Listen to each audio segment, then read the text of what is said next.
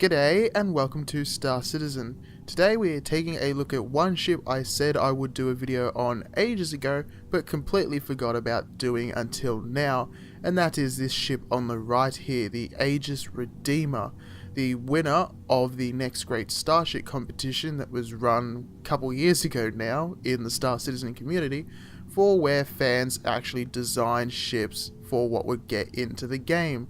Now, the pitch was for a troop ship slash gunship, if I remember correctly, and the Redeemer was, in some regards, according to some people anyway, the controversial victor, in that the other team's designs weren't chosen and the people who are complaining about the Redeemer tended to favour those other designs instead, because, you know, anytime you get teams in that form, people are going to complain. Now, the ship on the left I have covered before. You'll have to excuse the weird hologram bubble thing on it. That is just a glitch with the HUD system, I believe. But that is the Vanguard Hoplite, the dropship that was replaced to the Redeemer, as far as we know, in Squadron 42, the single-player game. And as a result, the Hoplite is flyable, because it is basically a Vanguard with a troop bay, and the Redeemer unfortunately still just languishes in the hangar bay some 2-3 years after its original entry. If I remember correctly, the designer who made the Redeemer, or the chief one, he went on to be hired by Cloud Imperium Games, who made the Vanguard, and then I'm not sure what happened. I don't know if he's even with them anymore. There was talk that maybe he'd quit or something, I don't know. But anyway, let's have a look at the ship itself. Now, whilst the Hoplite there is really just the Vanguard with a troop bay, the Redeemer is a whole different beast. It really fills the definition of a gunship. Now, you'll have a look here, we've got a single cockpit right on the nose there, with this little gun that is controlled by the pilot, presumably sort of protruding from the bottom. Now, below that, you've got this manned turret just sitting right under the nose. You've got a manned turret sitting on the top there as well. And then there is pretty much, that's it in terms of the weapons. Now, that's quite a few weapons, but people were complaining that that isn't enough. And as a result, from what we know, Sig mentioned the redesign for this ship, because yes, this ship will get a redesign before it goes airworthy, or flyable rather. It will have guns presumably mounted on the ends of these engines here as well, because these engines are one of the other key controversial things about this ship. Also, let's just ignore the fact the ship is magically floating off the ground at the moment. But yeah, these engines are being called nutcrackers by some because they actually split open into a wider arc with a heat beam thing going between these. You will have seen this ship actually fly in the, what was it called now, the demo for Star Marine, that's it, where they had it fly in at PAX Australia and dropped off a bunch of people. And yes, but it hasn't actually flown since then. But there's a lot of people who don't like these engines, there's a lot of people who do. I'm one of those who happens to like them because I think it makes it an interesting ship. We don't really have such a drive system anywhere else, and I quite like that. And under this tail here, you'll see we've got this empty area.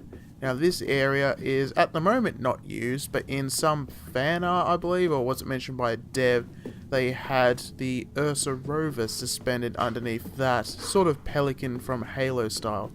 That would work quite well, in my opinion, for differentiating this ship from the various others that are in existence in the game. But let's move on inside, shall we? Just the unusual gear here. That'll probably change, I imagine.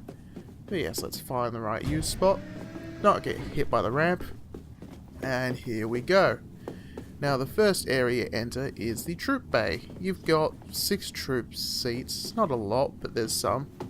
Go through this door here, and that is how you enter the lower turret. Oops, you can't really get in there, but a very shiny seat. It goes through a tunnel that extends into the turret, so it's not the fastest egress, but you could do it. And yeah, there's not a lot in here. You've got these lockers for weapons, that's about it. Now, this ship will supposedly get modular variations, so you'll be able to use this room for something else. However, we haven't really heard any mention of that in a long time, so that, as always, is subject to change. But we'll go up these stairs, these very sharp stairs. You can see this ship is a bit glitchy at the moment. Let's get up there if we can. Or it doesn't want us to let us go up there. Come on. There we go. We made it up. That was fun. Yeah, we're sort of in the middle area of the ship. Now you got these like I think these are supposed to be the shield generators that you can maintenance from inside this neck here. Some stations for crew to do whatever. And then you got the pilot seat itself, which we'll just get into briefly. Into the very shiny chair. You can tell this ship belongs in sort of a different generation of design in comparison to the newest ones they do. That'll be one of the big things that changes, no doubt. But yes, you can see when we look around, it's got pretty nice eye view. Also, yeah, that wrist movement, that looks painful. Definitely painful. But yeah, pretty decent visibility really for a gunship. But we'll get out of the chair because that's not what we want to look at. And we'll go have a look at the next and final interesting area of the ship, which is the upstairs crew quarters, because yes, this has a little area, and this is my favourite part of the ship. This is where you access that dorsal turret. There is a door to activate it somewhere. I can't remember where the button is. Oh, there. That'll be the button that activates that. So it drops down the seat, you can get in. You've got like this weird little storage thing here. Not sure we could really put in there, but maybe some cargo. Then in this side we got the shower, because you got to have your shower. And then in this side you've got the bog, because of course you do, got to have that. And we've got some beds, not many as you can see. So these, I don't think they double as escape pods, but they might do. But yeah, that's something. And on this side we got a nice little breakfast table. We got a little galley sort of kitchenette, lots of storage you can't actually use compared to the Mustang. And then you got the all-important coffee machine right there, and the little sink. So this ship was actually one of the first the game added that actually had this sort of, you know, livable space that you could see people living in this sort of area. And I kind of like that, it was different.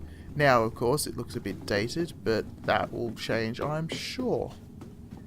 But anyway, let's get out of that. We'll close that back up and have a bit more of a general overview. The ship is bigger than the Vanguard, but it is smaller than the Constellation, so it's sort of an in-between size, if that makes sense.